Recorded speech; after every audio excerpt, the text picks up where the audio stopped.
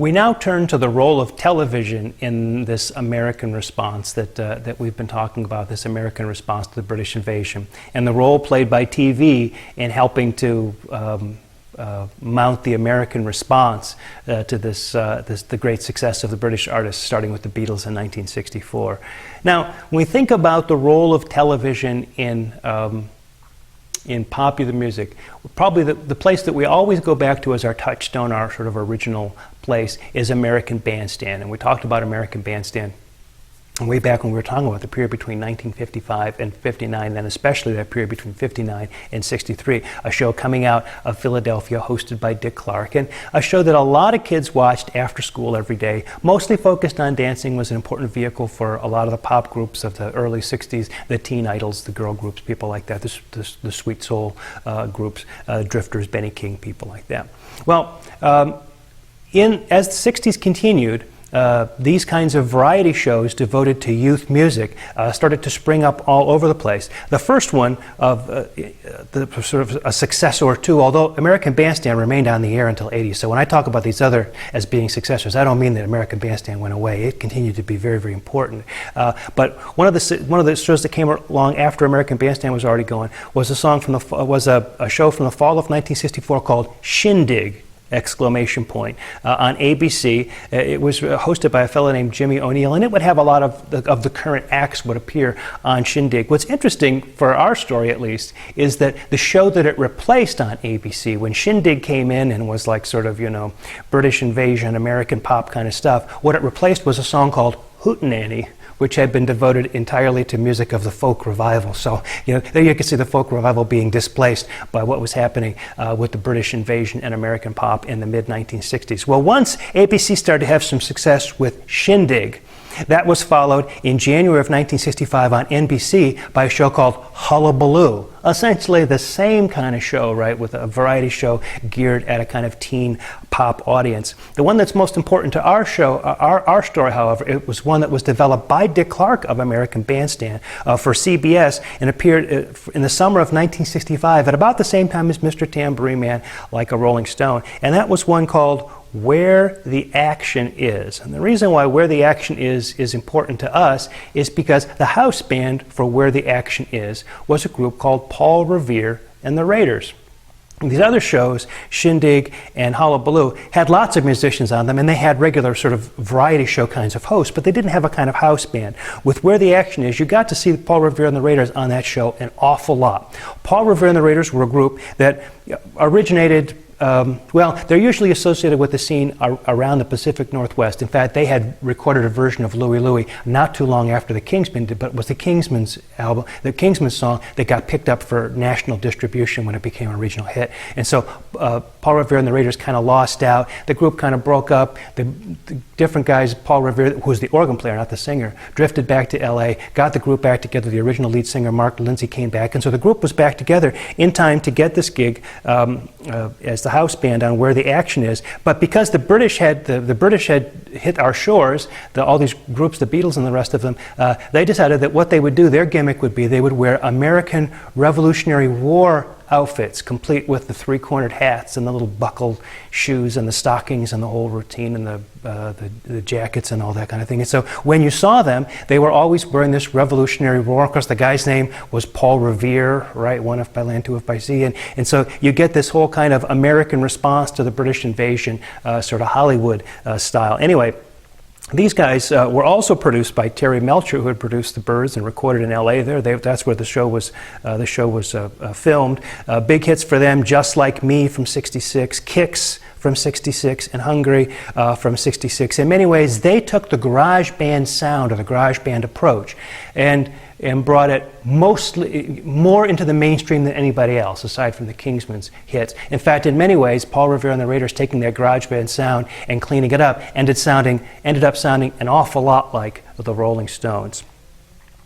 But perhaps the biggest of these, when we start to talk about the influence of TV, perhaps the biggest figure for us to think about is this group, the Monkees. Now, it's very popular. The Monkees are maybe kind of People like the Monkees because they think it's in a kind of an ironic way, you know. Not that they think the Monkees are great, like the Beatles are great. They just think the whole Monkees thing is kind of cool and off and weird and this kind of thing, but kitschy maybe a little bit. But the Monkees are an interesting group because they are essentially constructed in the same way that like a teen idol would have been constructed in the early 60s. That is, people who are songwriters and producers and people like that are basically trying to find four guys who fit the suit. They already kind of have an idea how they want the group to go. They've got professional songwriters to write the music. But the difference is that the Monkees were never put together to be a musical act. The Monkees were put together as a TV cast for a weekly television show that would essentially be a television show version of the Beatles' A Hard Day's Night. And so they got guys who not only had some musical background, but who also had a background working in comedy troupes and acting and that kind of thing. So, for example, Davy Jones had appeared on Broadway. In fact, he appeared as a character doing a song from the musical Oliver on the same night on the Ed Sullivan Show that the Beatles appeared the first time. So he had a rich experience in the theater. Mickey Dolenz had been a child star in a show called Circus Boy, and so he had experience as an actor. And so these guys got together essentially to work out a kind of improvisational way of acting and interacting with each other. They spent so much time on that the musical part of it, like actually learning to play the instruments and be a band and stuff, kind of got pushed to the back burner. And so when the show was getting ready to come out, they had to real quick get this music together so there'd be music to support the show. So the music on those Monkees albums was played by a studio band, not unlike, as I said before, the musicians for the Byrds, Mr. Tambourine Man.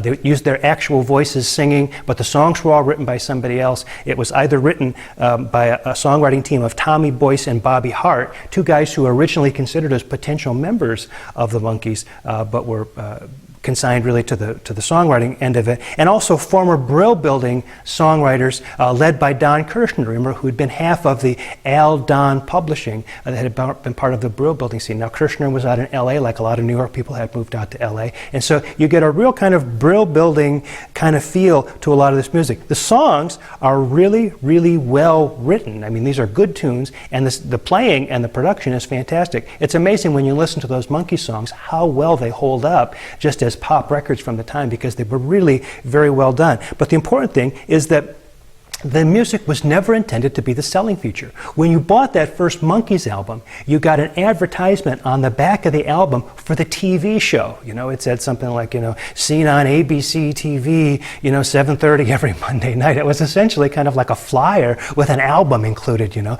But the music got really popular. I wouldn't say that it eclipsed the television show, but it certainly did very, very well on its own. The show debuted in the fall of 1966.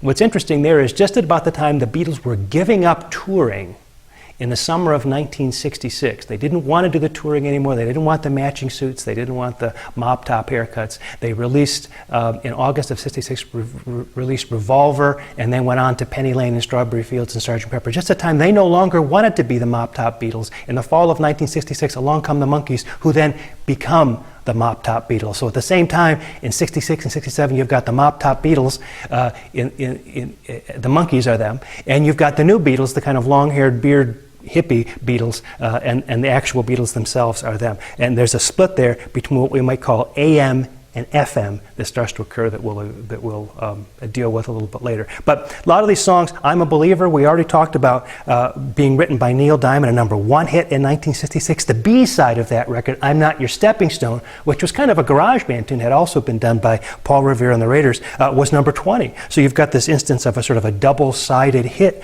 for the Monkees. A Little Bit Me, A Little Bit You from 1967 went to #2. Pleasant Valley Sunday, written by Jerry Goffin and Carole King, Brill Building songwriting team, and now in LA, that went to #3 in 1967. Interestingly, the first two albums by the Monkees occupied the #1 slot in the album charts, either one or the other of them together, for 31 consecutive weeks from late 1966 to the summer of 1967. That's some pretty serious chart domination for the Monkees. The Monkees eventually got tired of being, the guys in the suits and wanted to do their own music, their own production. Mike Nesmith, the guitar player in the group, was actually a pretty good songwriter, but they wouldn't do any Mike Nesmith tunes for the Monkees. And so Mike Nesmith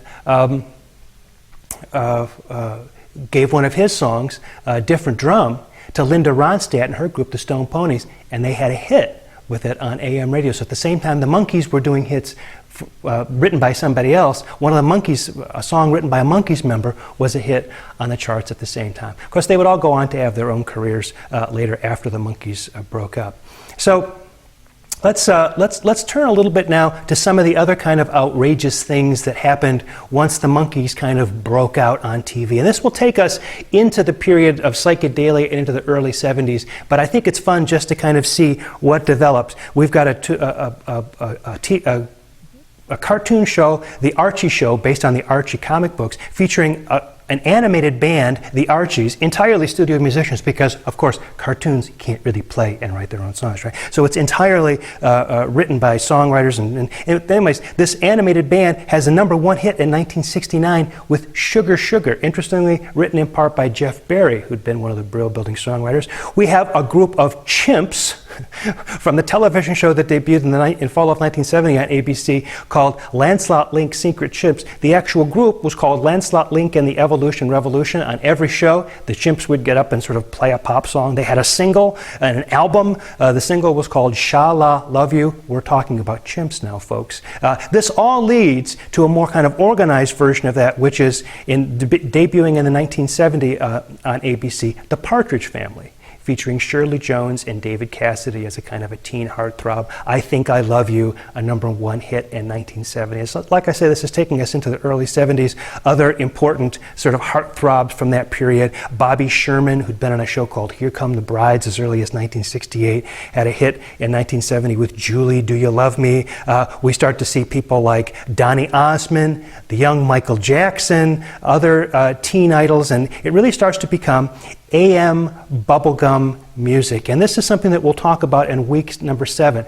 Mostly when we talk about our history of rock music, when we get into the end of the 60s, we follow the groups that did album-oriented rock. We talk about Sgt. Pepper's being the first concept album, and then we start to talk about groups that did mostly albums. But it should be noted that in this sort of TV rock thing we've sort of touched on a bit here, these groups continued to have hits on AM radio. AM radio tended to be the place where these sort of teen hits, bubblegum music ended up getting a lot of airplay and a lot of time. And FM radio, which began to develop in 67, 68, ended up being the place where most of the rock that we talk about is happening. So at the same time I'm telling you about the Grateful Dead or about Led Zeppelin, you have to realize that on the charts at the same time were people like Donny Osmond, Michael Jackson, Bobby Sherman, David Cassidy. They were on the charts as well as part of it. We tend not to follow that story through.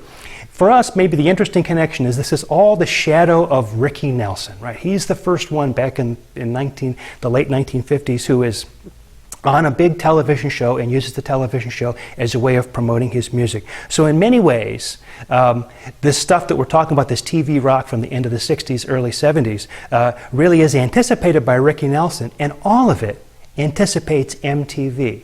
Which just about 10 years later, it's going to become very important that the video and the music go together during that period of time when, yes, MTV actually played music some of the time. So that concludes our discussion of the American response. In next week, when we will turn our attention to black pop in the 1960s, the music of Motown, Stax, and James Brown. And what we'll find out is that while all of this stuff was happening, the British invasion on one hand, these American responses we've talked about going on this week, we're mostly talking about American responses as they occurred in white pop. But in black pop, there was a lot of music that was on the charts that's very, very important for us to take note of and to figure into the equation. If you take the hits, for example, of the Beatles and the Supremes and put them right next to each other in their period between 1964 and 1966, it's amazing how the Supremes seem to match the Beatles almost step for step most of the way. And as to that story, we'll turn next week.